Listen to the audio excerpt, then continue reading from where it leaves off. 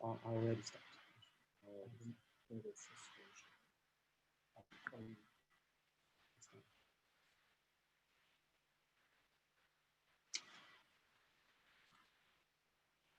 All right, friends, welcome to this evening of tribute to one of our generation's giants and trailblazers. My name is Pinchas Alush. I'm the congregation Bet Tefillah here in Scottsdale, Arizona. and I had the immense privilege of being the student of Rabbi Steinsaltz for over 30 years, from a very young age, from the age of 8 until this very day. Rabbi Steinsaltz has escorted me and held my hand through all of the crossroads of life, leading me always towards the right direction. And dare I say, he did the same with our generation and with all who had the blessing of encountering him. Tonight, friends, is a night not just of eulogies and not just of tributes, but mainly it is a night of action. Rabbi Steinsaltz tonight would have wanted us to take all of the words, all of the inspiration that we will receive from our acclaimed speakers and translate into actions so that we can move forward in our own Jewish journey, in our own life journey, each in our own way, one step at a time, one mitzvah at a time. Rabbi Steinsaltz would famously say that when one person takes upon himself a good action, something good happens. But if 1 million people move one step forward, the whole world shakes. Tonight, we are here to ensure that the world shakes, that we all take a step forward, and that will cause a positive earthquake, bringing about, hopefully, the ultimate action. A very quick anecdote, and then to Avraham Fried. But I'd like to share with you very briefly an encounter that is engraved in my mind. I was walking with Rabbi Steinsaltz near Central Park, New York, in February of 2016. And all of a sudden, Rabbi Steinsaltz stops his walk, turns to a magnificent tree. I believe it was an American elm. And he says to me, Penny, there are 3 types of people in the world. The first type are people who walk by a magnificent creation of God, notice it. The second type are people who walk by a magnificent creation of God and say, wow, this is splendid, this is beautiful. But there is the third type of people, and I expect you to be that person. I said, what? He said, the third type are the people who walk by a magnificent creation of God, look at this tree, and they say to themselves, I want a piece of that in my own backyard, in my own garden. He then went, plucked a leaf from the tree, put it in his pocket. He said, I'm from that type. I need you to join me. And I say to you, my friends, we need each and everyone to join Rabbi Steinsaltz tonight, to take this magnificent tree, this giant that we'll hear about, and take a leaf, take a branch with you home, plant that little Steinsaltz in your backyard, enhance your life with it, illuminate the world with it. And then no doubt, our world will be filled with a forest of magnificent trees, a forest of trees that will bring beauty, light, and redemption to our world. Friends, it's now my honor to present to you Avraham Fried, who needs no introduction. He has revolutionized with his music just touches the soul. His song worldwide, that 40 years. He's bringing Kyle El Chaya from strength to strength for over years. And tonight he has a special message for us, for Rabbi Steinsaltz, and for this call to action.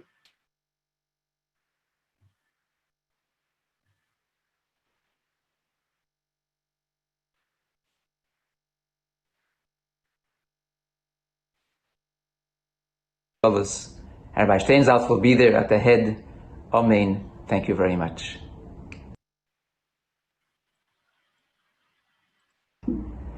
Thank you so much, Rabbi Alush, for the kind words. You might be wondering, what is my connection to all of this? What is my connection to Rav Steinsaltz, Olav Hashalom? Well, just so happens that 2 years ago, short 2 years ago, I was invited to participate in the 80th birthday celebration of Rav Steinsaltz. To tell you the truth, I was truly honored and caught by surprise, honestly, that I would be invited to such a special occasion. I mean, imagine being invited to, let's say, the White House, or let's say to sing in front of a king. Rabbi Steinsaltz was one of our cherished heroes. not exactly my age. And to be invited to his 80th birthday party was truly humbling. And not only that, but I remember he had a request. Despite his failing health, he sat there for hours, and I think he enjoyed very much. He was smiling most of the time, and he was so with it. He had a request, an old song that I remembered hearing as a child. And I'm thinking now of perhaps recording it and putting it out, because it's a very special song, and thanks to him, he re-energized it. Song from Tehillim, chapter 139. And by the way, I have a Tehillim here that Rabbi Steinsaltz, one of his Sfarim, one of his commentaries. And David HaMelech says, "Dear God, wonder of wonders, beyond my grasp, the fact that wherever I go, wherever I run, you are there." And he becomes very poetic, and he says, if I should fly to the highest heavens, there you are. Should I go down to the lowest depths? Voila, there you are. No place to run, no place to hide. Very encouraging that no matter where we are, highs or lows, we're not alone. Hashem is always with us. So here's a little taste of the song sung at Rabbi Steinsaltz's 80th birthday. Pelio, Pelio, das mimeni nizgivo, I nizgivo lo yuchalo, Ayono eleich meiruchecho, V'yono miponecho heveroch, V'yono.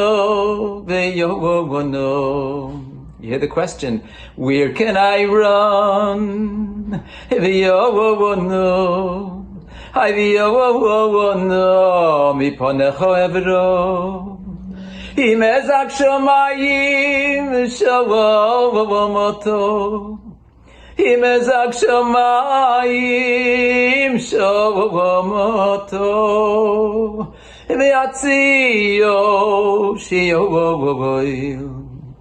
Even in the deepest depths, there you are, Hineko, V'yatziyo, V'yatziyo shiyovoil. Hineko, Ayono eleich meiruchecho, V'yono miponecho heveroch, Im ezak shomayim shavomoto, Im ezak shomayim shavomoto, V'yatziyo shiyovoil. Hineko, V'yatziyo shiyovoil. Hineko. You know, dear friends, Rabbi Steinsaltz had the merit of opening up many gates of Torah to many who had no access to it previously. So surely up there in Gan Eden, all the gates are open for him. And he will surely pray for us, for his family and all of us and all of Klal Yisrael, that we merit the opening of the gate and Mashiach will enter and put an end to this dark and bitter gullus. And Rabbi Steinsaltz will be there at the head. Amen. Thank you very much.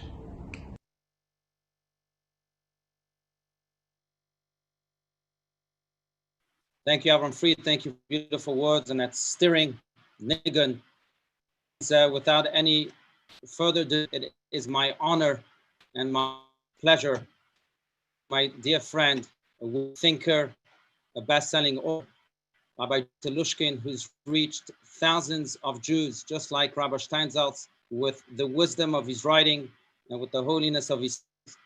He's joining us New York live. I know the hour is late on being a part of this beautiful evening, and we thank you for that, Telushkin, to pay tribute to a colleague, to one of the great teachers of our generation and maybe of Jewish history. Rabbi Telushkin, the stage is yours.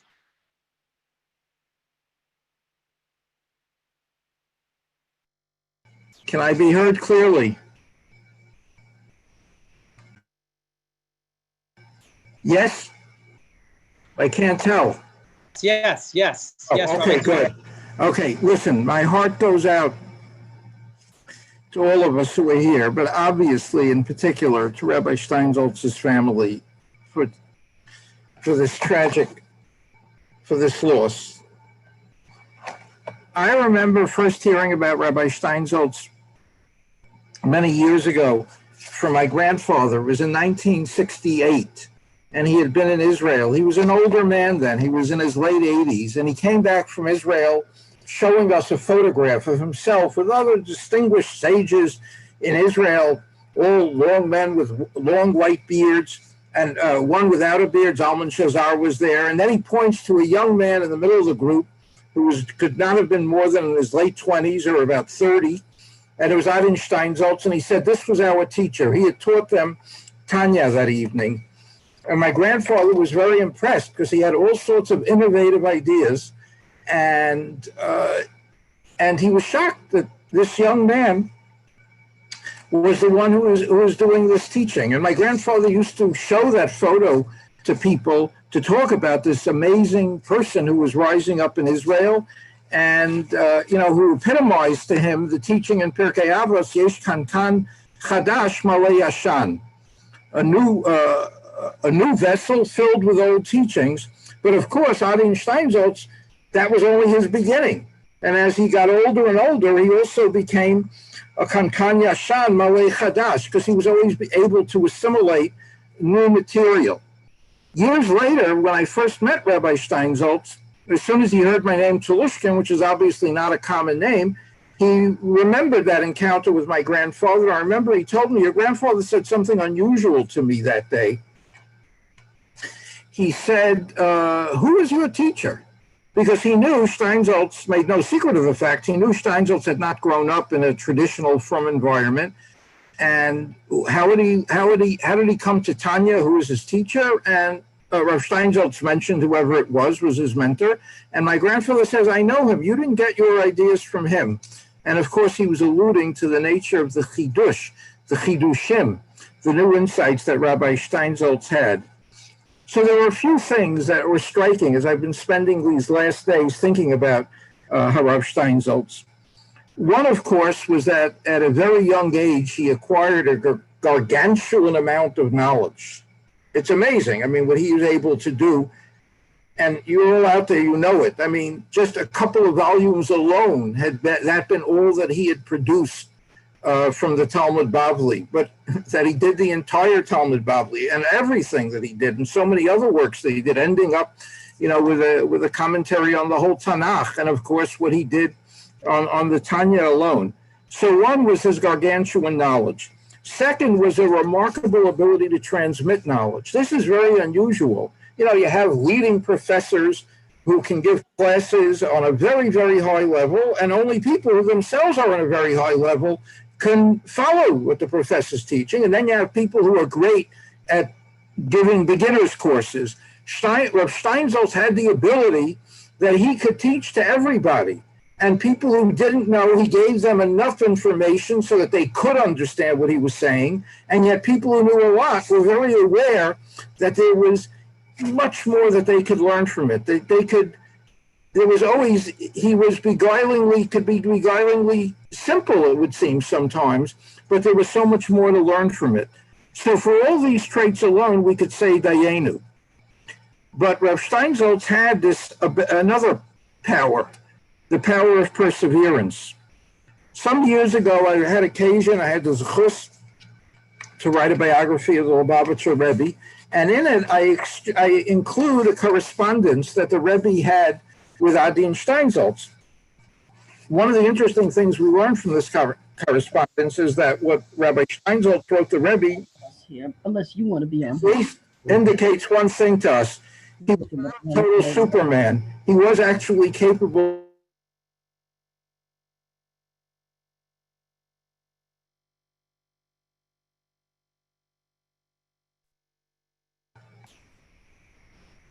Rabbi, you're muted. Rabbi Telushkin, we missed just the last 10 seconds. So go ahead. I'm sorry. You're You are muted. You You have are to. muted. We don't hear you. Okay, can I be heard now? Now, Yes. yes. Okay, I'll be very careful. I don't know what I was doing well. One of the things that proved to me that Rabbi Steinsaltz was not a Superman was he actually revealed in this letter he could sometimes actually get tired. And I'm going to read to you from the letter he wrote to the Rebbe and how the Rebbe responded to him. I tried to describe to the Rebbe what I was doing. I tried to explain that one project I'm involved with is enough work to occupy me all day, every day. But then there was a second project, which was also enough to fill my entire day. And then there was a third undertaking, which was a full day's work. I told the Rebbe it's hard for me to carry on with all of them, and that every day now is becoming more difficult than the day before because there's just so much to do. So what should my priorities be? What should I cut out? This is what I wrote the Rebbe. How did the Rebbe respond? And this is practically the last letter that Rabbi Steinsaltz ever got from the Rebbe. The Rebbe said to him, continue all these things that you were doing and add more to all of them. And he said that was the Rebbe's approach. It was almost like a variation on that old Yiddish joke where a man comes to the rabbi to complain his house is so filled with children and there's no room in the house, and the rabbi tells, bring a goat into the house. And then the man said, it's getting worse and worse. He said, now you can take the goat out. And then suddenly the house seemed spacious. But Rav Adin was the exact opposite. Whatever you came to the Rebbe with, the Rebbe wanted more from you. And then he said, whenever people complained about their inability to cope, he would suggest take on something new. What did Rav Steinsaltz understand about the Rebbe? He wanted to change people's natures into something different, something more than had previously been thought it could be expected of human beings. And then he says the first person that the Rebbe tried this experiment on was himself. And what do I want to add on tonight? Adin Steinsaltz was too modest to say it. The second person the Rebbe tried that experiment on was Rabbi Adin Steinsaltz, who did more than we could think could really be possible for one human being to do. So he kept up with all those projects, and then he did more. In addition, of course, he was a very great mensch. He could have a sharp tongue, he could have a sharp insight, but he was always an amiable person. I was speaking earlier today with my beloved friends, Gila and Chaim Meyerson, and they and their whole family have always been so involved with Steinsaltz, their children in particular, who remember he was so approachable to his students. Here we are, we're talking about a man who was as busy as a human being could possibly be. And he always made time for his students. He would sit, he would lunch with them, he would talk with them, particularly on a Shabbat afternoon, and people could also come to him one-on-one to do it.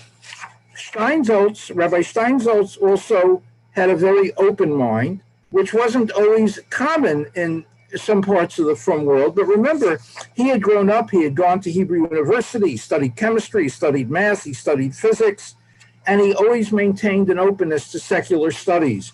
Even in his commentary on Tanya, he adds on the thought, and I'm not sure if the Alter Rebbe would have exactly gone in this direction, but he added on the thought in his commentary, if a person studies philosophy to clarify for himself the ways of serving God, if he studies astronomy to see how the heavens relate, Hashamayim Mesaprim Krodel, his pursuit of these studies becomes a part of his service of God.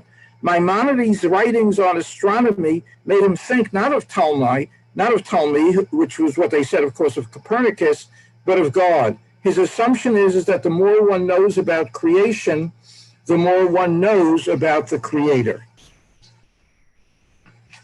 And he offered insights in psychology. He has a stunning insight in the 13-petal rose about depression. Frequently, depression, which is common these days, is evidenced by the antidepressant pills so many people are on. But he said sometimes depression can also be a part of a relatively peaceful existence. Obviously, we're not talking about chemical depression. The normal depression that we sometimes experience, sometimes depression can be a part of a relatively peaceful existence in which the soul is trying to say something, but it isn't getting through. And when the soul finally gets through what it wants to say, then the depression can lift, because then we can be restored to what we feel is our mission and what we want to do. And now, as we approach, of course, the Yamim Noraim, Rosh Hashanah, and Yom Kippur, Rabbi Steinsaltz reminds us of the rabbinic teaching that tshuva was created even before human beings. Why was tshuva necessary before human beings? Because God endowed human beings with free will. And obviously, if we have free will, there are going to be times that people are going to sin. And we can't undo it after the fact.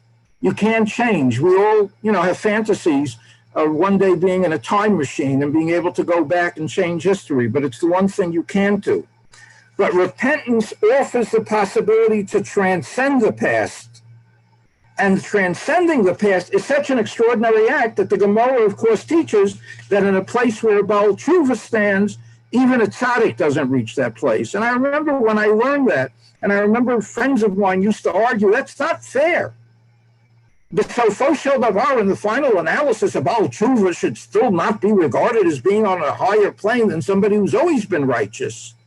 But of course, the answer is there is nobody so righteous that they never sinned. There ain't tzaddik like that who's never sinned. So guess what? All of us are Baalei Tshuva. All of us have to be Baalei Tshuva, and we can then transcend everything.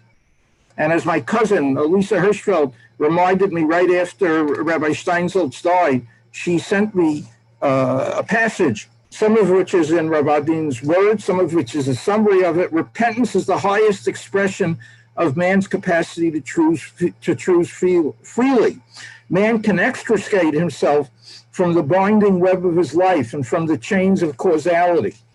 So in other words, free will is the glory of human beings. Free will, when misused, becomes the shame of human beings. But we can always repent and go back. Two very brief final thoughts. I remember reading an essay many years ago, and I couldn't find it today, by Avraham Joshua Heschel, in which he said, if you didn't know that Maimonides was the name of a man, you'd think it was the name of a university. That's the same thing that can be said of Steinsaltz. And we can all major in Steinsaltz. There's a great advantage Steinsaltz has. He had a scope like Harvard University, Yale University, Princeton University, Hebrew University, Tel Aviv University, but they all can be tough to get into. Every single one of us here can pick up a book tonight, and you can spend many, many years of your life. We all have access. This is a university that we can all easily enter. And in thinking of the great passages from the Talmud, from the Mishnah, to paraphrase Rabbi Tarfon at the end of Perek Beit of Pirkei Avot, Lo alecha malacha ligmor, it's not your obligation to complete the task, basically, of perfecting the world. But that doesn't really free you from doing all that you can. We pay honor tonight to a man who did all that he could and more. Rabbi Telushkin, for your heartfelt words. And we really hope to learn, as you mentioned, to learn from your words and translate them into actions of study, actions of goodness.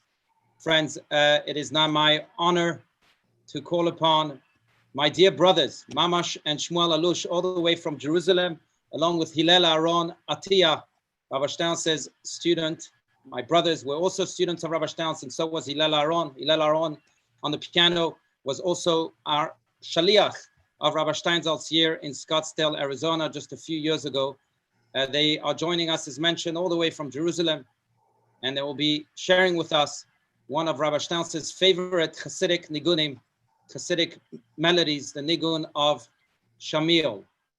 Shmuel, Mamash, and Hillel Aaron, take it away.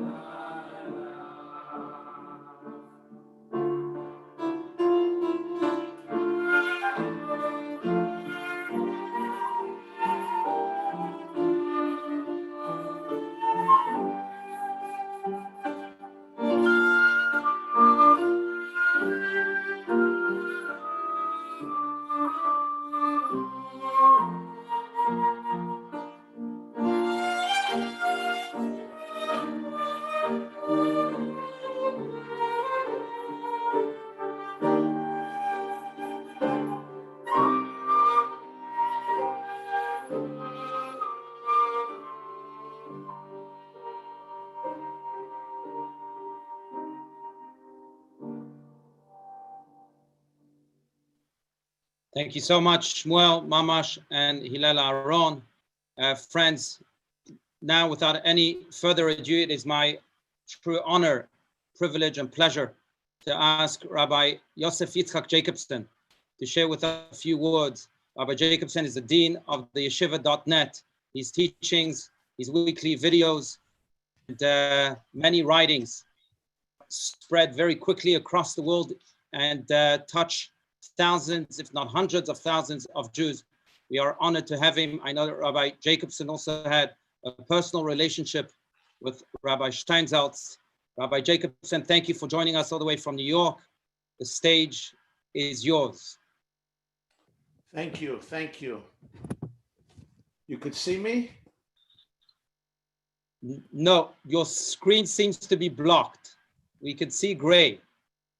Can you hear me? We can hear you. Interesting. Why is my screen blocked? Let me go out and try to come right back in. Okay, fantastic. Friends, if this takes in just a few seconds, Hillel, Aaron, Mamash, and Shmuel, maybe we'll fill in with the niggun. But let's wait for Rabbi Jacobson. And if not, we'll bask in the delightful music of a musical trio.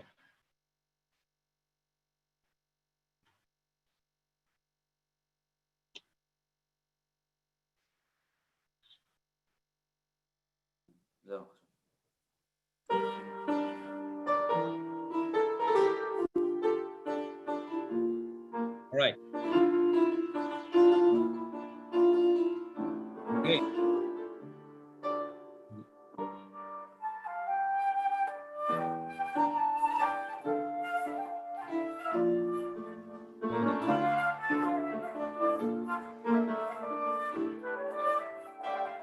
All right. Let me try Okay. another computer. I'm going to try another computer. Robert Jacobson, you're back on, but we can't really see you still. I'm going to try another computer. Let them do one more niggin. Okay, one more niggin. One more niggin from the musical trio. And I will share also, knowing all three musicians quite well. They're all award-winning musicians. Shmuel has been on national TV, been performing across the world for a few years now in front of presidents, prime ministers, and all sorts of dignitaries. Mamash also has been performing across Israel with these violin, and Hillel Aaron is an accomplished pianist, as you can hear. And we thank you, all three of you. Thank you for being with us today and sharing with us some of Rabbi Steinsaltz's favorite nigunim.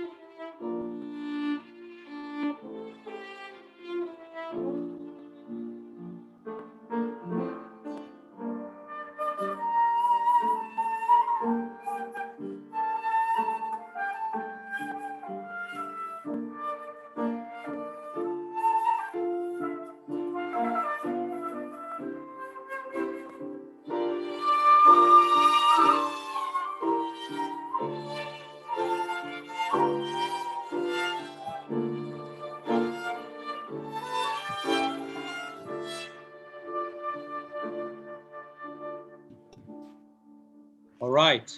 Thank you, Shmuel, Mamash, and Hillel Aaron is back on. The screen is working. Thank you again, Rabbi Jacobson, for joining us this evening. That's what the Rebbe said to Rabbi Steinsaltz himself, quoting the Talmud. So it's good to see you, not just to hear you. Thank you. Thank you so much, my dear friend, Rabbi Pinchas Talush. I know how close you were to Rabbi Adin, Zichrono Livracha. What an extraordinary student and disciple you have been. Dedicated, loyal, how much you cherished him and how much he loved you. I also want to publicly thank Rabbi Pinchas Talush for giving me the privilege to be able to address such a powerful evening dedicated to one of the great luminaries of our generation. I also owe Rabbi Pinchas Talush a personal debt of gratitude. I want you to know that I think almost every single time that Rabbi Adin Steinsaltz, Even Yisrael, was making a trip from the Holy Land to the United States of America, Rabbi Pinchas Talush would notify me and ask me if I would like to meet Rabbi Steinsaltz, if I would like to have a few minutes with him, attend some of the events that he would be addressing. And I'm very grateful to you for the unique opportunities and gifts that you have given me during those extraordinary visits to be together with this great mind and soul and heart in our generation.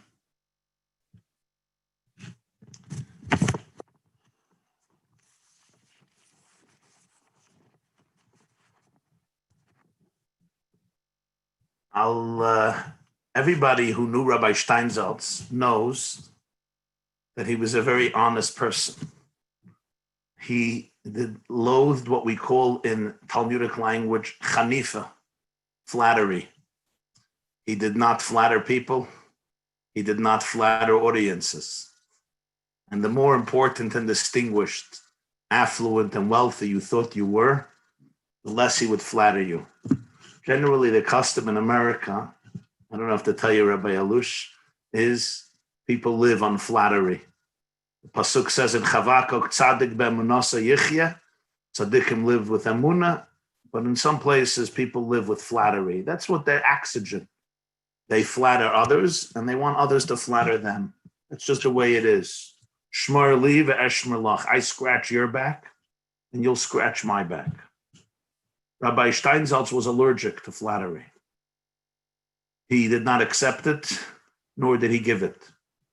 It was sometimes astounding to see. He was invited to speak for very prominent and distinguished audiences. The master of ceremonies, who took himself very, very seriously, would give this long, elaborate introduction and was certainly waiting for a nice glet, as you would say, a nice verbal caress from this great scholar. But usually what came was the exact opposite. He was extremely, extremely sharp. His words could be scathing, penetrating, cut straight to the core. And frankly, sometimes people even felt insulted and denigrated. And I remember somebody once shared with me a number of years ago. He says, I'm being very frank with you this evening because Rabbi Steinsaltz was a very open and honest person.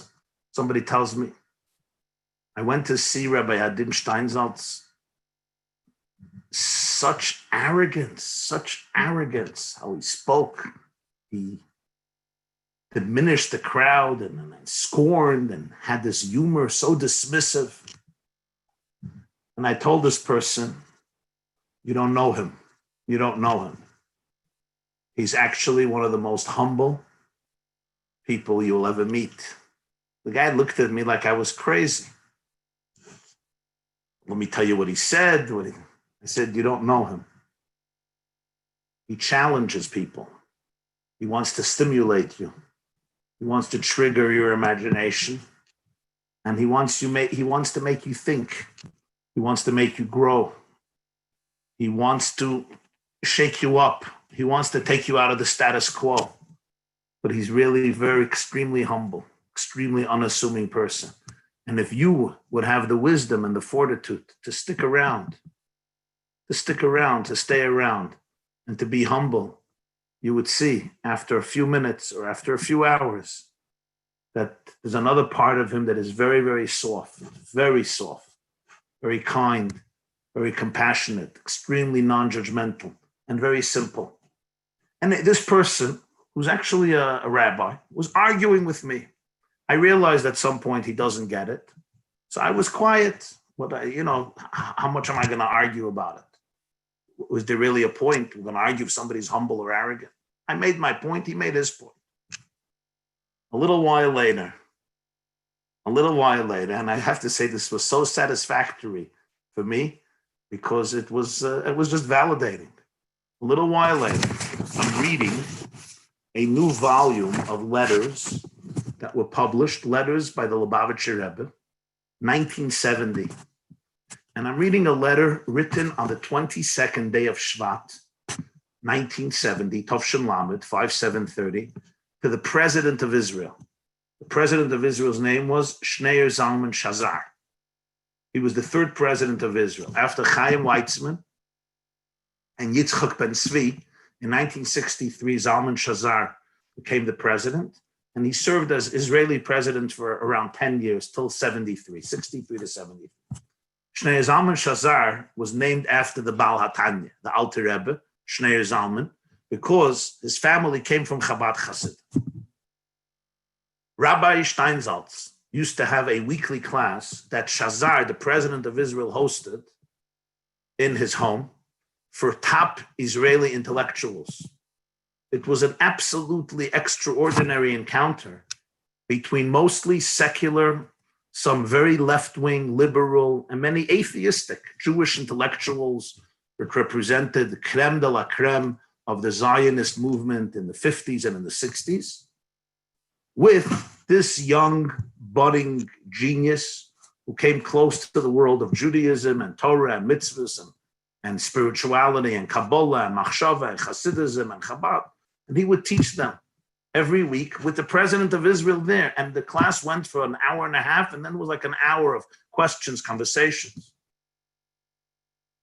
When the Lubavitcher Rebbe commemorated the 20th yahrzeit of his father-in-law, 1970, Shazar, the president of Israel, sent young Rabbi Steinsaltz as his personal emissary to give greetings to the Lubavitcher Rebbe for the 20th year of the yahrzeit of his father-in-law and 20 years of his leadership. And that's when Rabbi Adin came the first time to Brooklyn to visit the Lubavitcher Rebbe. A few days later, the Rebbe writes a letter to Shazar. And it's such an incredible letter. I don't know, Rabbi Pinchas, if you ever saw this letter. I'm going to read it to you in English translation. It's written in Hebrew, obviously, but I'm writing my own English translation because I happen to know quite well the works of the Lubavitcher Rebbe. And I can assure you, and I say this with responsibility and authority, that the Rebbe should write this about somebody is not just rare and unique, but exceptionally rare and unique, completely out of his character, not the Rebbe's style. It was just not the way he wrote, but this is what he writes to Shazar. President of Israel, Lubavitcher Rebbe to the President of Israel. I have to give you a special warm thanks for the delight and the pleasure and the nachas and the respect that you conferred upon me by sending your messenger, your personal shliach, and your personal representative, Rabbi Dr. Rabbi Mar, which means the Honorable Adin, Rabbi Adin Steinsaltz. That's number one. In addition to the opportunity that it gave me to at last get to know him from close, because they had an exchange of letters for many years, already since the 50s, but this is 70, but this is the first time I got to know him close. And he writes, the Rebbe writes, and this I'm going to quote in Hebrew, Umatzasi boy milas harbe yoiser, for many years, People have told me about his virtues. People have written to me about his virtues. People have described to me his virtues, including President Shazar. But what I found in him were virtues that surpass far beyond what was told to me, what was written to me, and what was described to me. It is my fervent hope that Rabbi Adin will utilize these resources, these talents, these virtues he has to the maximum ability. And it is my fervent hope that his humility will assist him in maximizing his potential. I hope that his humility will not be too deep and too intense, because it seems like that his humility is actually what obstructed him from actualizing his potentials as much as he can. He is such a humble person, and it has become a barrier for him to truly maximize his potentials and flex his muscles. So I hope that his humility will actually help him maximize his potentials rather than obstruct them as it has done, as his humility has done till now.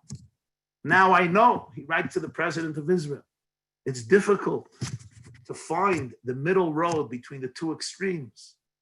One extreme is humility, where you completely see yourself as so humble and so low.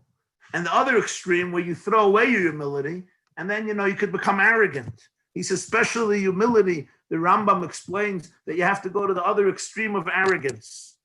Nonetheless, it is vital that a human being, especially somebody like him, who has such a power for influence, to be able to find the right balance between extreme humility that drains you from really understanding who you are and what you can accomplish, and their other extreme arrogance. Now, this is a startling letter if you knew Rabbi Adin Steinsaltz, because the truth is that his humility, the Lubavitcher Rebbe testified to this, and I knew I was vindicated in that argument because I saw it. I always saw it. People didn't always see it. I saw it. He had a humility that was unbelievably profound, but you had to see it. You had to notice it.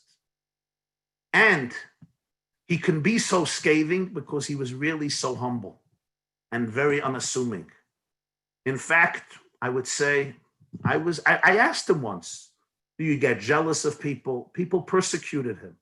People made fun of him. People mocked him. There were certain groups who denigrated him, who put him down, who made him tsaros. And I asked him, are you bitter? For example, he's the first one to translate the whole Talmud into Hebrew and then into English, the first one. Afterwards, many copied him.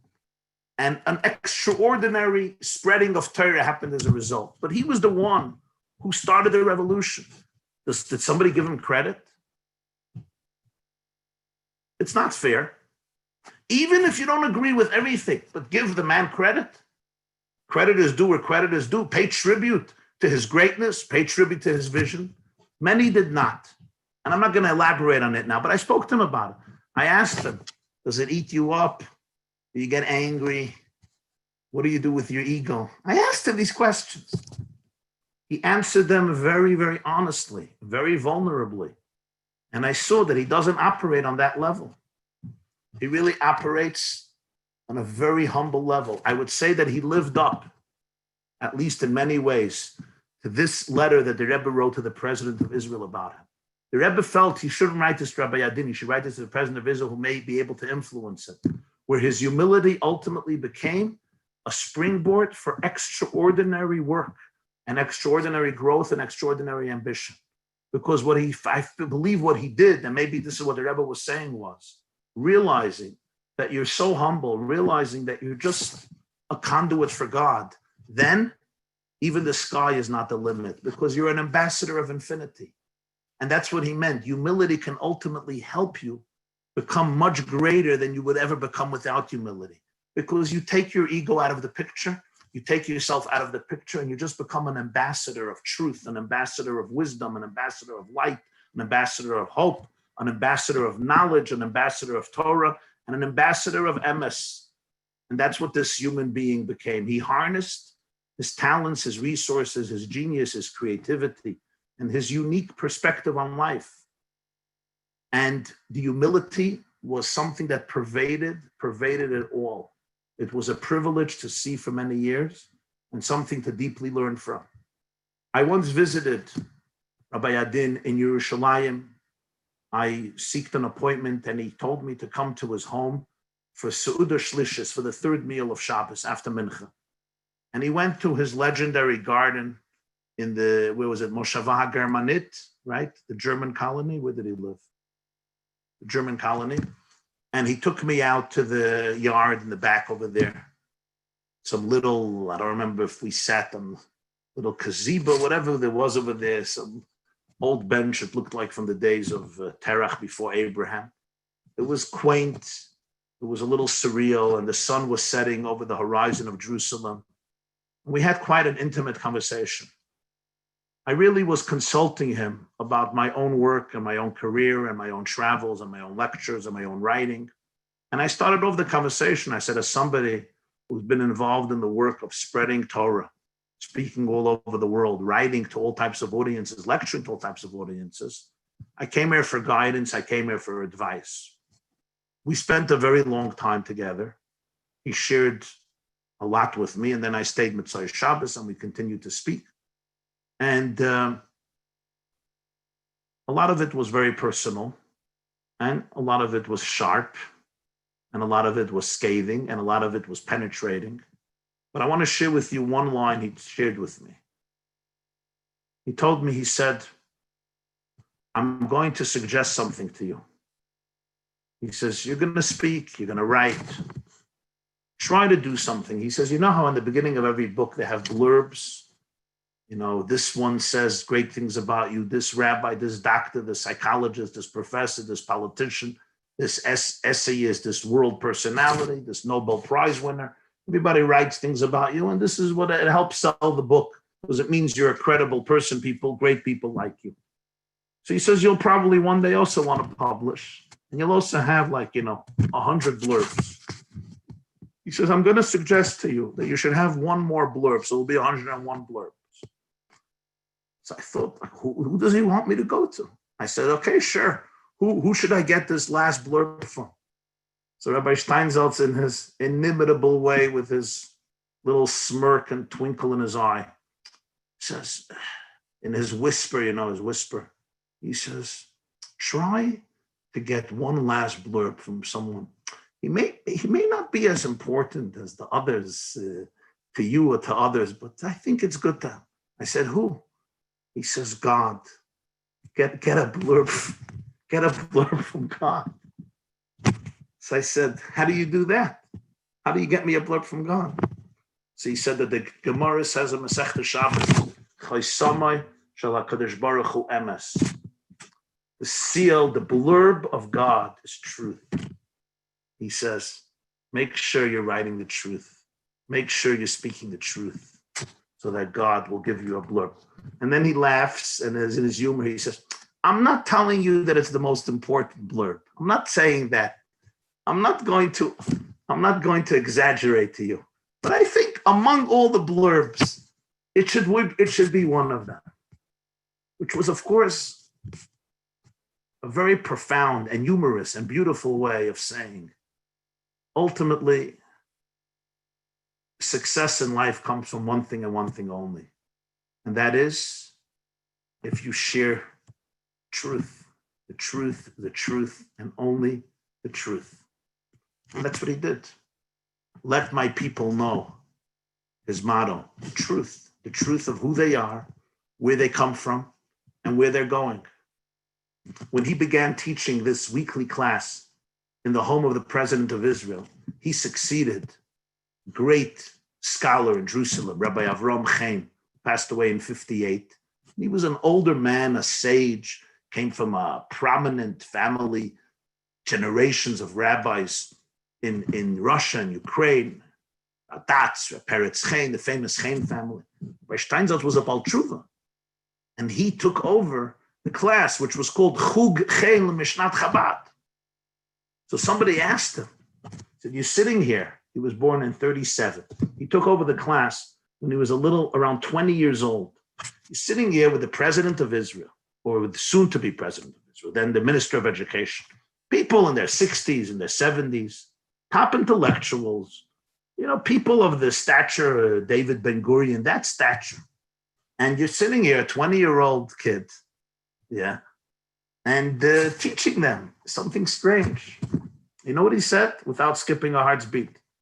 He said, I'm not 20 years old.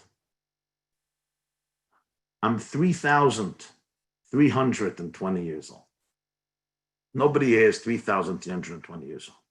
And of course, what he was saying is, I'm not spewing here my own materials. Of course, he said it in his own way. It was filtered through his mind, through his metaphors, through his knowledge in science and physics and biology, and of course, mathematics and zoology, and all of his other psychology, all of his other streams of wisdom and consciousness that would come into his speeches. But essentially, I'm representing Judaism, and Judaism is 3,300 years old when Torah was given at Sinai.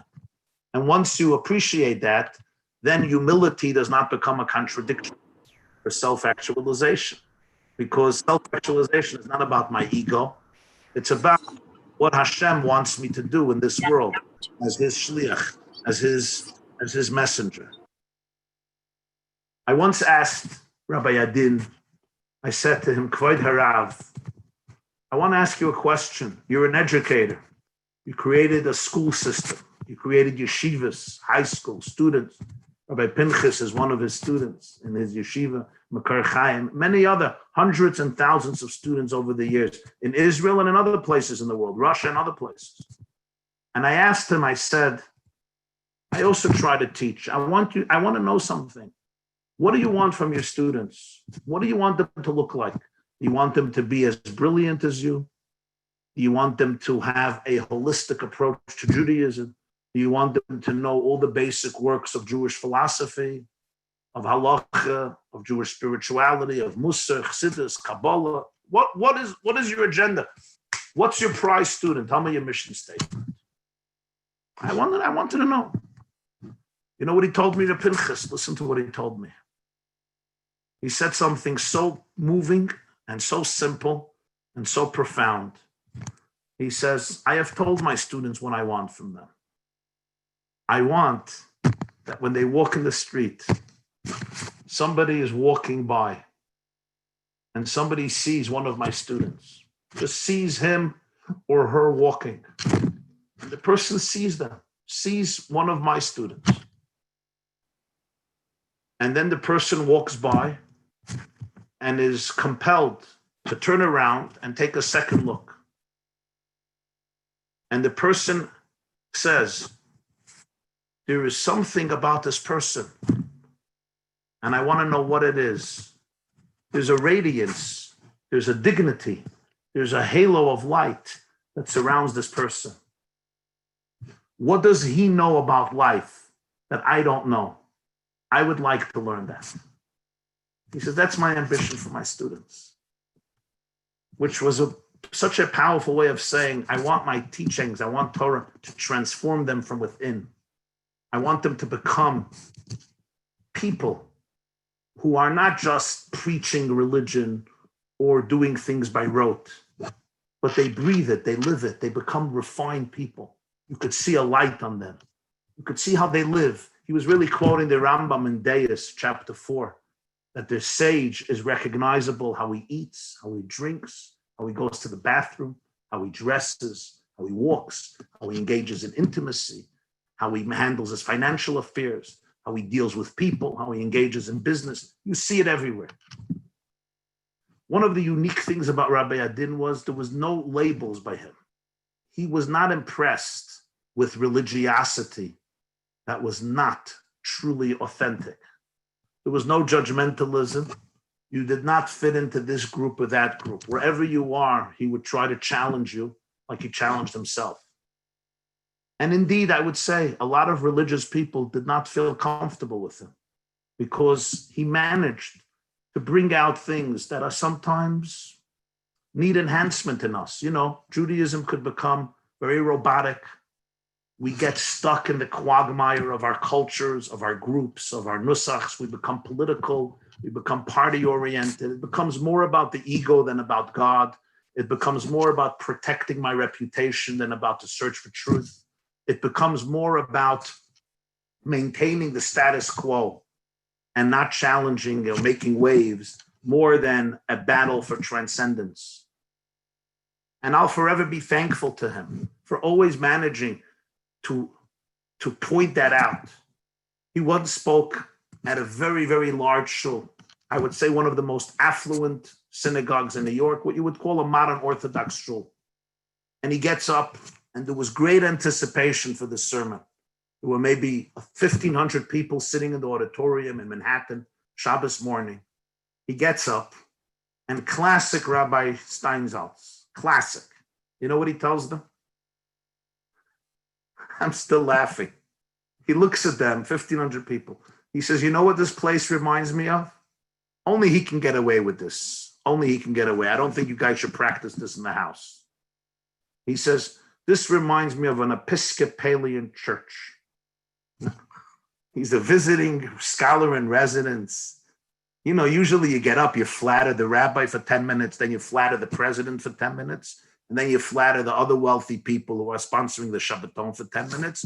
And then you say a little some cipher and you say a good story and you get down and that's it. Then you go to the Kiddush, right? I know I'm in this business. He gets up. He says, this place reminds me of an Episcopalian church. People were horrified. But of course, everybody's going to listen. Everybody's listening now. What is he going to say? What do we do here? And he says, everything is so predictable. Everything is predictable. You know exactly when you're leaving shul every Shabbos. Why does it never happen that one of you, middle of Shemona Esrei, gets stuck in a conversation with God? Why does it not happen that one of you, in the middle of davening, feels a romantic relationship with God and doesn't want to leave?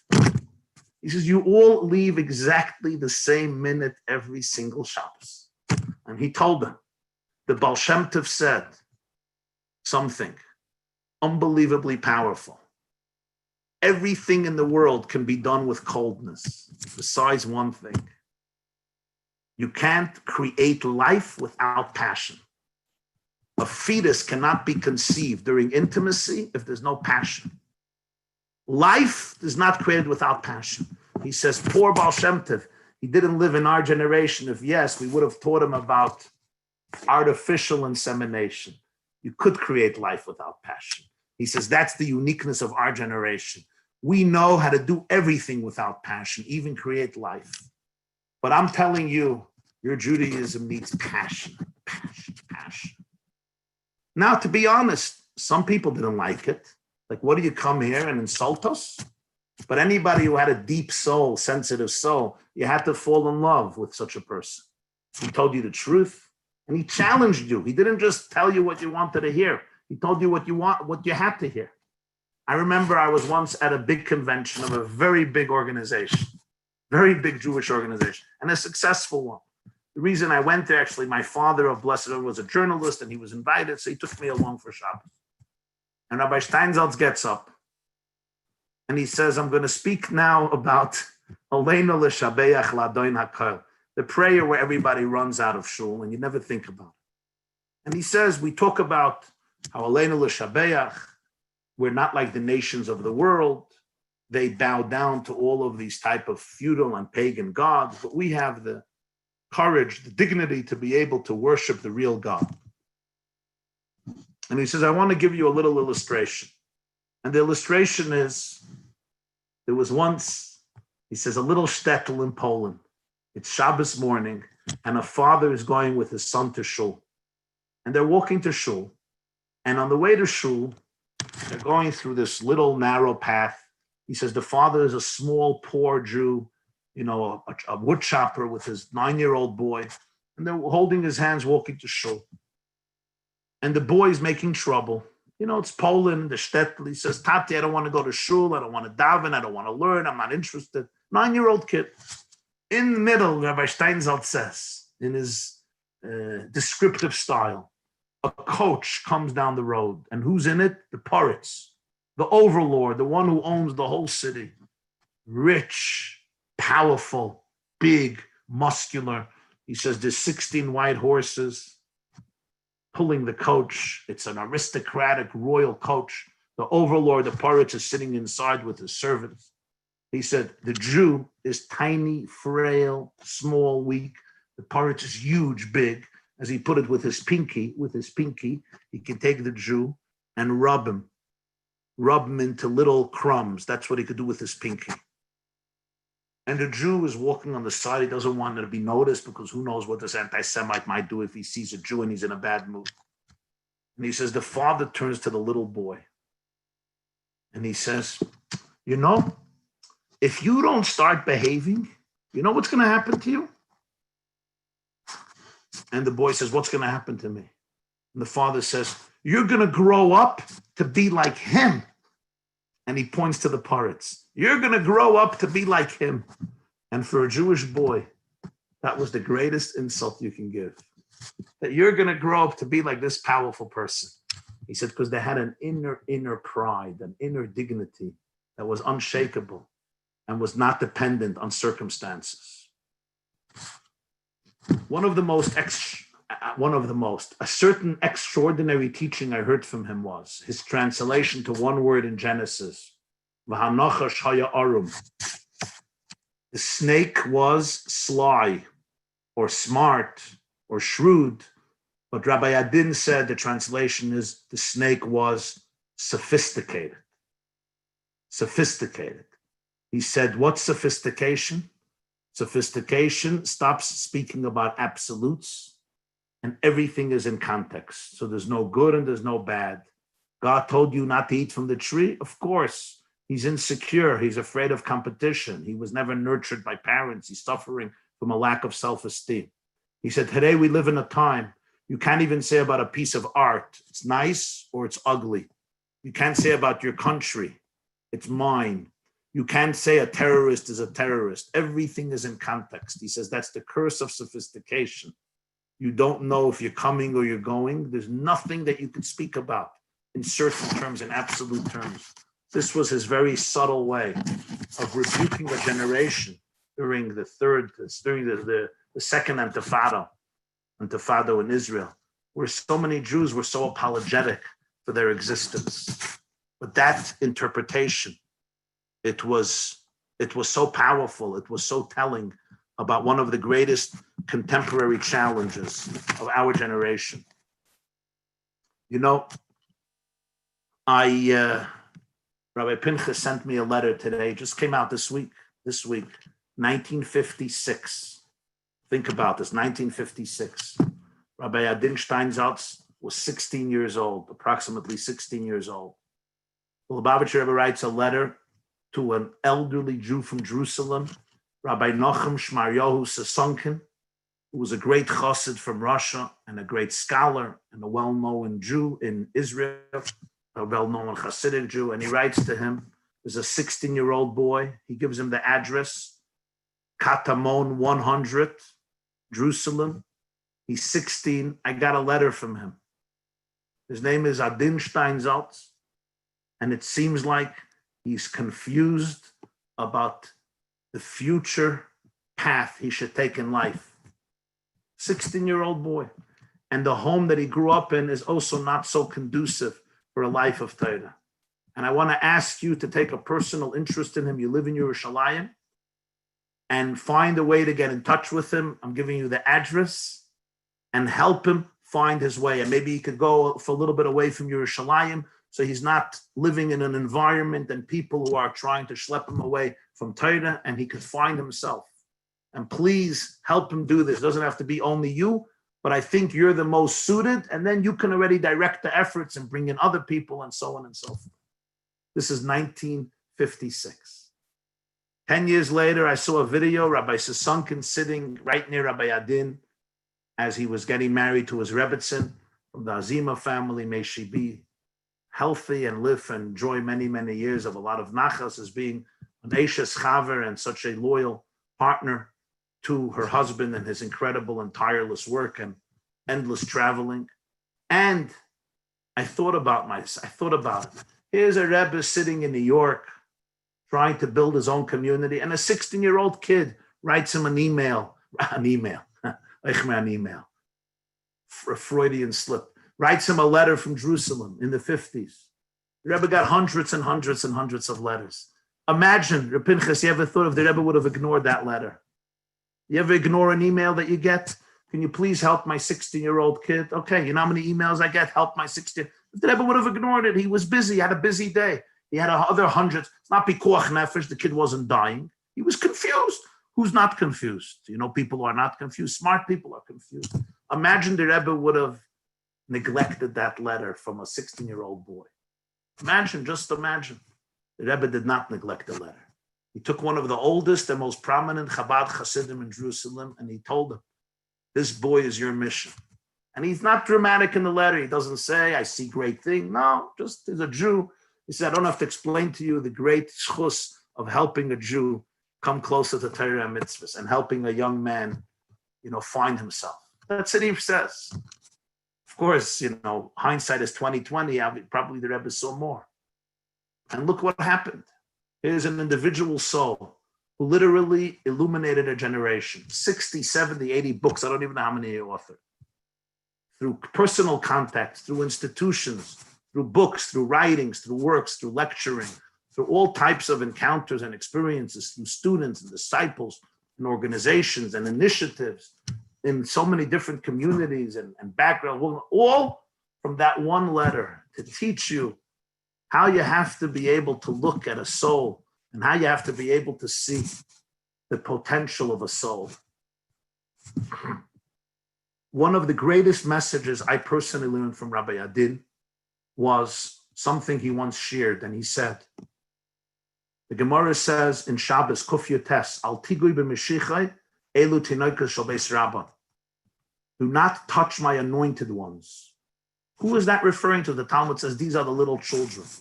Ask Rabbi Adin, why are children called Mashiach? Why are they called Mashiachs, little anointed ones? And his answer was exceptional.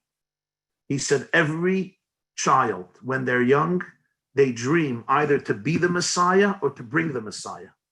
When you're a child, I'm going to be the next president. I'm going to be the next governor. I'm going to save the world. I'm going to cure the world from cancer. I'm going to cure the world from the corona. When you're a child, you lay in bed or you look at the stars outside and you fantasize about being the Messiah or bringing the Mashiach to the world. That's what a child does. We dream. Our ambitions are uninhibited, naive, honest, innocent, and very pure. Because then you grow up and you become cynical. And the stress and the anxiety of life and the challenges of life, they drain your energy.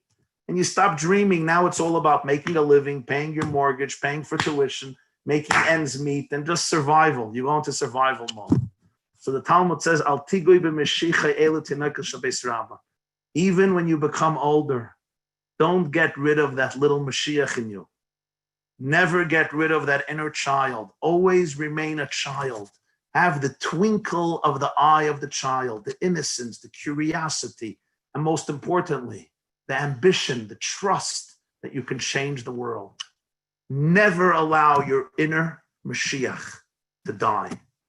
And I would say in that sense, Rabbi Adin Steinsaltz was an 83-year-old man who was still a child, a 70-year-old man who was still a child, a 60-year-old man who was still a child in the most blessed way, never lost his curiosity, never lost his inquisitiveness, never lost his drive to do more and more and more, never lost his twinkle, never lost his magic and charisma, and never lost a certain simplicity and innocence and belief that people can do much better, that people can really change the world.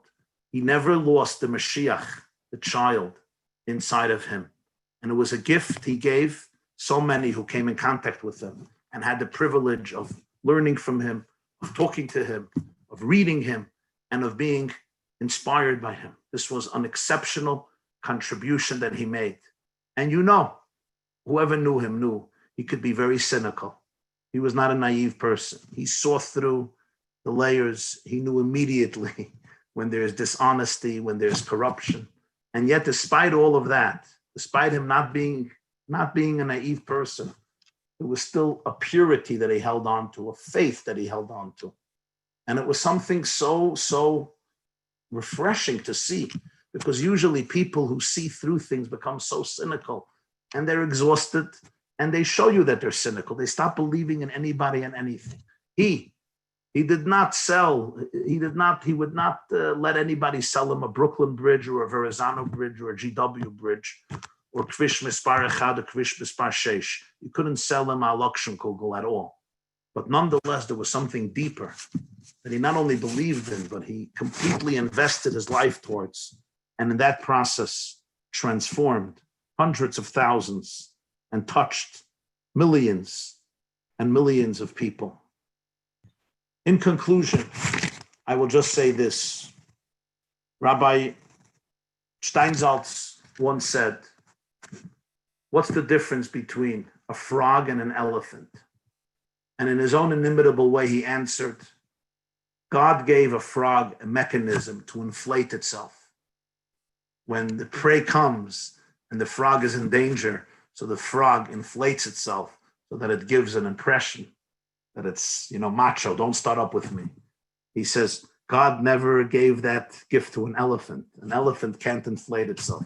And he said, because an elephant doesn't have to inflate itself because it's big. A frog has to inflate itself because it's a frog. It's a little frog. And of course, his message was that the greatest gift in life is when you know who you are.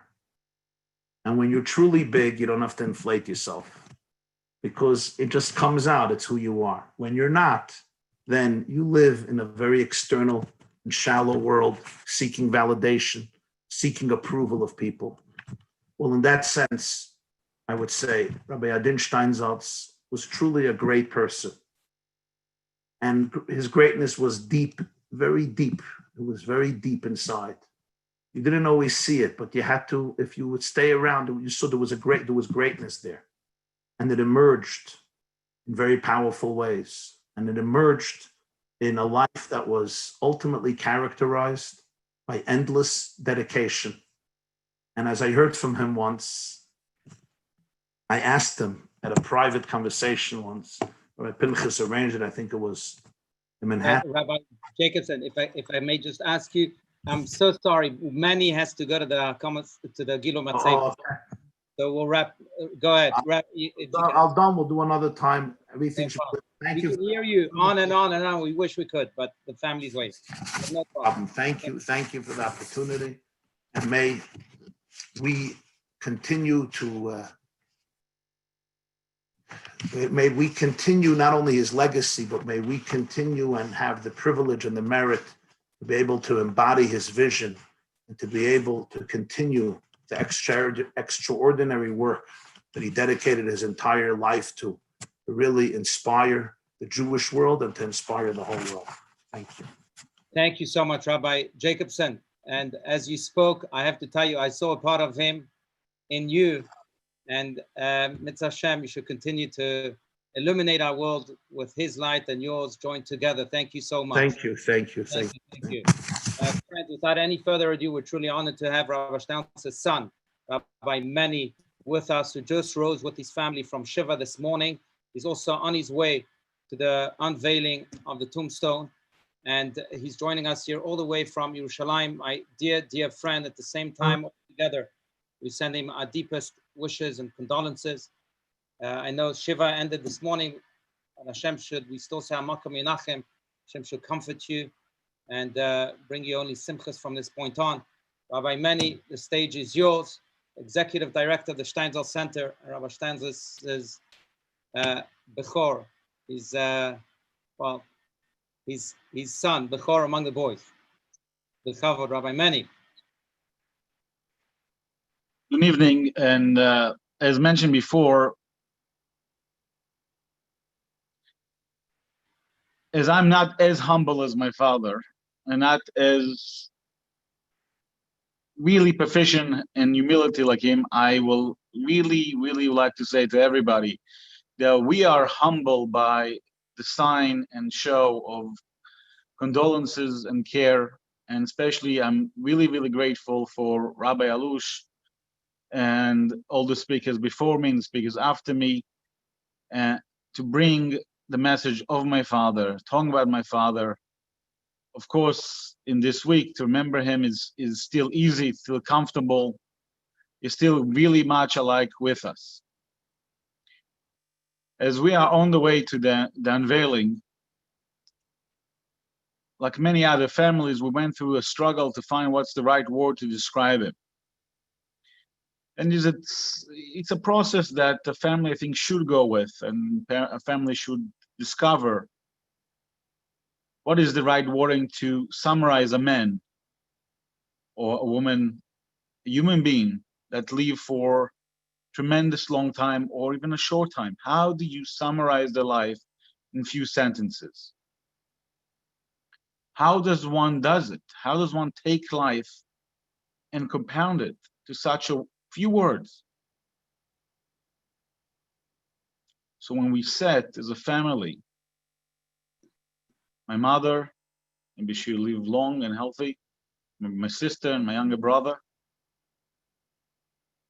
we look at my father's life, and what we choose to use, what the word that we unanimously choose, was Ish Rav Pa'alim, of men, a man of great, great achievements, of great works and great doing.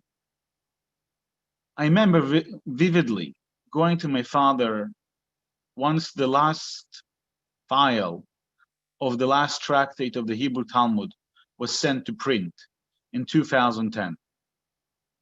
So I asked him, what now?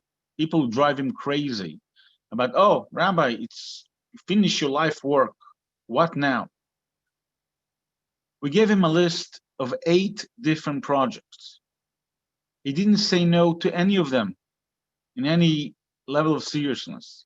He said yes to everyone. He took each one of those projects and decides to take them. It was the Bible, both in Hebrew and English, the English translation of his work on the Talmud, the Maimonides work on law, and the Mishnah in Hebrew and hopefully in English. His agenda, his way of thinking was always to go forward. As we heard throughout the night, the evening by you, is that we always have to move one step forward. His mission was always take another step. It doesn't matter if the house is full of kids and goats. Whatever you have to keep bring it on. Do more and continue doing this. But he was a very practical man. He understood that not everything can be done by everybody. Understood, as I said, you said, the malacha is not upon you. The work is not upon you to complete. He just started it. You want to do the best he can to reach every single person, every single Jew who can learn should have the ability to learn. I remember several times asking, what's the big chiddush? What's the big deal of what you do? And he said, I have 2 things. One is that I try to keep it as narrow, as clear as possible.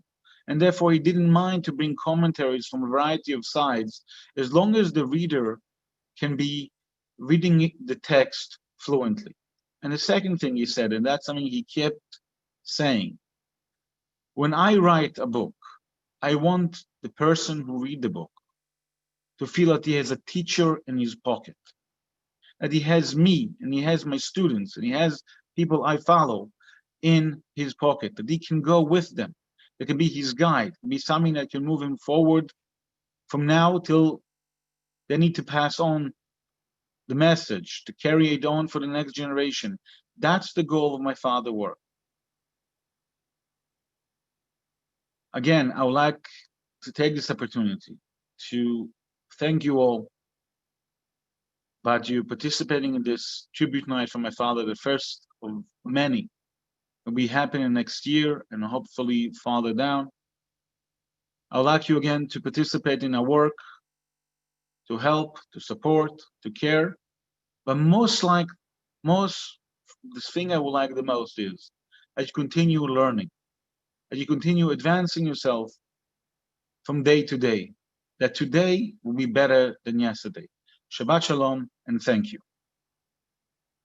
Thank you so much. Thank you, Rabbi. I will mention that I added to the chat the link from the Steinsaltz Center to continue to support the ongoing mission of Rabbi Steinsaltz. I'll also wish Hari Mazel Tov to the whole Evan Israel family, to Rabbi Steinsaltz's family. I know that you're on your way to the unveiling of the tombstone, but after that you also have a bris of the great grandchild of Rabbi Steinsaltz, who was born really just before his passing. Some say in the family that Rabbi Steinsaltz waited for that birth and then was able to transition to the next world. So Mazel Tov. I truly believe that this is a sign that we should respond to death with even more life, to darkness with even more light. Mazel Tov, and only simchas in the family. Thank you again, Rabbi Meni. Friends, thank you. For our final speaker for this riveting tribute tonight, we are honored to have Racheli Frankel join us all the way from the land of Israel. Racheli had a special connection with Rabbi Steinsaltz. She is a pioneer of Jewish education, and their work was really parallel. But in addition to that, as we all know, Racheli Frankel lost a son. Her son, Naftali, was one of the 3 boys who was kidnapped in Israel in the summer of 2014. The entire country, the entire world was searching for those 3 boys. After 3 weeks, they were found in an abandoned field outside of Hebron. 2 of those boys were part of Rabbi Steinsaltz's yeshiva, high school yeshiva. Naftali, who was one of those boys, was one of those 2 boys who was part of Rabbi Steinsaltz's yeshiva. So they also connected on that very painful channel. And we are therefore even more so honored and really thankful to have you here, Racheli. It's not the first time you're with us at the Congregation of Tefillah, but I think it's the first time you're with us in such a large forum. Thank you so much for joining us. And now the stage is yours. Bechavod, Racheli. Thank you. I think we're in the end of a very long evening. And every person who wants to say something about Rav Adin is humbled and feels they're not capable of it. So I'll just share from a perspective of someone who wasn't, very close personally, and yet feels in a tremendous debt. And I must tell you, in my circles, thank God these are circles that are growing, of women that joined the world of Torah learning, that got access into Bet Midrash. The sentence I heard more than any other sentence this week was things of the kind of, I didn't know him personally, but I can't describe the tremendous debt I have to Rav Adin. So we know for 45 years, Rav Steinsaltz was working on the flag project of publishing the Talmud. Now the Talmud it's translated, it's scored, it has a nikud, so you know how to pronounce the word, and it's punctuated, and the Hebrew words are brought in a modern Hebrew letter. And this all kind of seems trivial. I mean, there must have been something there because it took 45 years, but what, you must, anybody probably could have done that. And just to give you a feel of how it is not so, to what extent this was undreamed of, unheard of, totally novel, I'll for a minute, if you allow me, I won't speak of Rav Adin. I'll give you a sense of my father-in-law. Okay, people that eulogize, they always end up speaking about themselves. So I'll say something about my father-in-law. He should be healthy for many years. In the beginning of the 60s, he was a mathematician and he dealt with what wasn't even called at the time computer science. And he had this idea that through some complicated algorithms, he can produce searches in texts. Okay. Now, once this idea was born, he started playing around with it and saying, "Oh, so we can take the whole Responsa project and this world that was only known to people within the guilds, the like a professional secret, things that thousands of books that only the top scholars, the Talmidei Chachamim, had any access to. Once you do a text search on them, suddenly everything opens up." Now, today, whenever I have an idea, whenever I can't remember something, whenever I say, okay, Wikipedia, the first thing I do is text search in my smartphone, in my computer. It's like breathing to me. It's something I don't think twice of. But in the 60s, it was literally, the idea wasn't conceived yet. You couldn't even imagine it, okay? And the effect of something that was today is so simple, then it was unheard of, was taking a whole branch of Torah and giving people the key to it. Now, this is what Rav Steinsaltz did with his project of giving us access to the Talmud. I think at the time, the truth is, I'm sorry I never asked Rav Adin, but at the time, he wasn't thinking especially of women. He spent, this all started, say, 50 years ago. I think the great jump in women's Torah learning was 30, over the last 3 decades, maybe the beginning of 4 decades. So this even preceded that notion. The idea was, here are people starting in Eretz Yisrael and then going all over the world, who the whole Torah to them is a locked garden, Gan Na'ul Ma'ayan Chatum, and it's not like once you have the whole translated Steinsaltz Talmud, it's all reading, there's no learning. On the contrary, once you can open the gate, then the work starts, then it all begins, then you start to go into depth, but somebody gave you access. And it was a world opening to first to Israelis. Once, you can start learning the Talmud in modern Hebrew. And I must say, in a very specific way, to women. When my older brothers became, I'm the youngest in my family, so when my older brothers became bar mitzvah, they each got a shas, not a shas that you give a chassan on the day of his wedding, but their own book, so they can learn from their very own book. It has special meaning.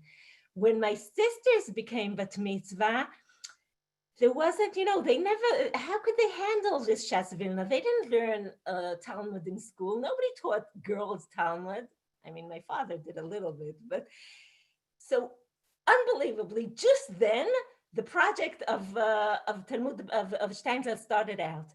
And the way it was, you would pay like a subscription, and every once or twice a year when a book would come out, you'd get it home. And my oldest sister became bat mitzvah. She got a subscription to the Shas of Steinsaltz. The next one, there were already a few books. They bought the first books that were out already, and the subscription. When I was bat mitzvah, there was already a whole shelf I could get, and the subscription for the coming volumes. And each of us, when we got married, we, all of these books were handed to the new son-in-law, and he was told, okay, now it's your responsibility to keep this going. This was a key to the sea, to this hidden treasure that today, there's it's so-called competition. Today, there were so many other projects inspired. We should say Schattenstein and Chavruta, and a million other things. Some of them were built as a contrary, in argument with Rav Steinsaltz. Some were built in inspiration of Rav Steinsaltz. But it all began with him, and it wouldn't have happened without him. I can go on and on about that, but just the idea that somebody opens the gates to you or gives you the key to be able to start, just reading your first steps is an unbelievable gift. There was a lot said already, and I don't want to speak too long. I'll just say, beyond all of this, we'll be terribly, terribly missing the person that tells us the truth in our faces. And people who spoke before alluded to that in more than a little bit. But I think the Rabbi JJ, he spoke about the tension between humility and pride and what you do with yourself. But by Rav Adin, there was such cynicism. Okay, he was a real cynic. His humor could, as it was described, if you invited him to speak in a dinner, you took a great chance. But in the same time, and this is, I don't understand how, it's almost impossible. He was so in touch with the depth of his own soul and of reality of an HaKadosh Baruch Hu, that if he would get an aliyah in shul, he would start weeping just from the words, Chayei Olam Nata Betocheinu, and somehow this ability to be a cynic and sharp as a razor and having access to your own tears, to your own emotion, it's something that you usually don't find by one person. It's to me, it's like a great enigma, and also a tool that I think somehow we have to find a way to access. I'm skipping a million things I thought of because it's late, but when we hear such eulogies, we, on the one hand, feel so humbled that we understand we're totally out of our league, and it's even painful, everything we're not going to be, yeah. But on the other hand, we say, oh, it's, yeah, that word, we're inspired. And he describes here, all evening, and the more you read and the more you know, something in the magnitude of Rashi, the whole Talmud, the whole Tanakh, the whole Rambam, working on the whole Mishnah. Who does such things today? And yet, you've heard this story before, but I can't help but repeating it. And if this is one of the last sentences said today, rightfully it should be. The story about this guy I met that said, I saw Rabbi Steinsaltz on the street and I recognized him. And I ran over to him and I said, Rabbi, I read your book. It was so inspirational. And Rav Adin gave him one of his cynical looks and he said, really? It inspired you to do what? When we hear such eulogies, we feel so small, yet we feel inspired. And the answer is right there. It doesn't have to be something huge. It could be something small, but it must be something specific that we're going to go ahead and do through this inspiration. So thank you, Rav Alush. Thank you to the whole community. And I want to say to all those that in different ways were pupils of Rav Adin, that they should personally, and I said this to Rav Alush personally too, make space for the lost, make room for the mourning, and move on and do and inspire and et cetera, but also realize that we lost something great and there's grieving to do. So thank you. Thank you so much, Racheli. Thank you for those milim yotzim min halev, nichnasim el halev, those words that came from the heart and penetrated our heart. Friends, as we come to the conclusion of this tribute, I want to quote Rabbi Steinsaltz's own words at a dinner that he gave celebrating his monumental translation and commentary of the Talmud. The day was Monday, November 12, 2010. I had the privilege of being there and I noted these very words. But this is what he said to the astonishment of many people in the crowd. After I die, again, these are the words of Rabbi Steinsaltz himself. After I die, I really don't care whether I will go to heaven or to hell. I also do not care at all about what will be written on my tombstone. All I care about is whether I've been able to touch people throughout my lifetime and cause them to grow more and more each day in thought, speech, and action, each in their own way.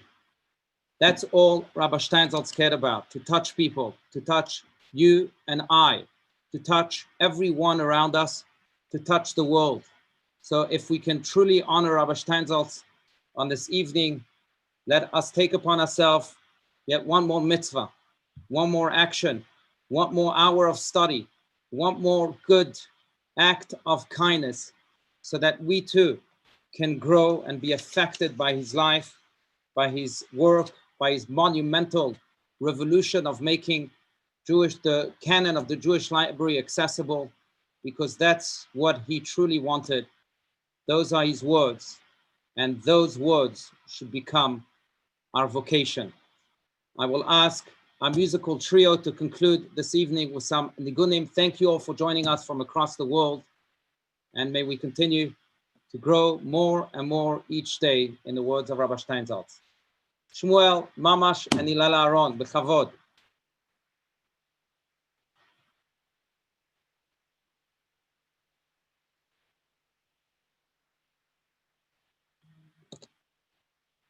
Okay, a musical trio.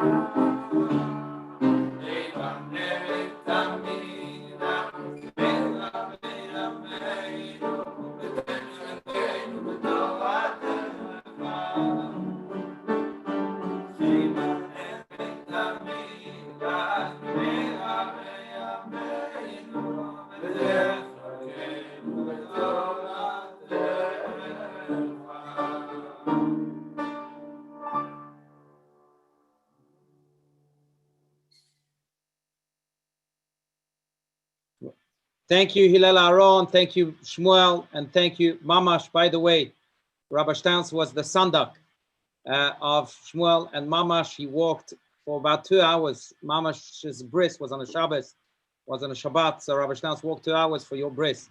Mamash, I remember that very clearly. We're going to ask you to conclude with one final nigun, again in honor of Rabbi Steinsaltz. Bavakasha, please.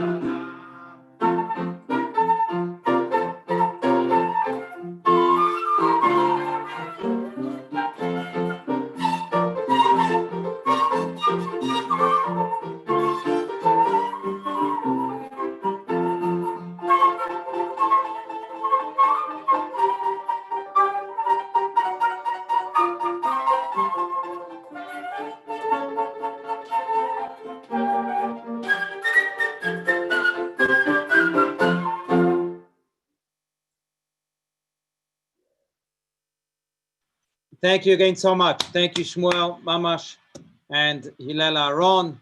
Thank you very much again to each and all for joining us. And may we continue to translate this great inspiration like Racheli Frankel just mentioned to us into action, inspired to do and to do and to do. Have a beautiful night and all the very best to all.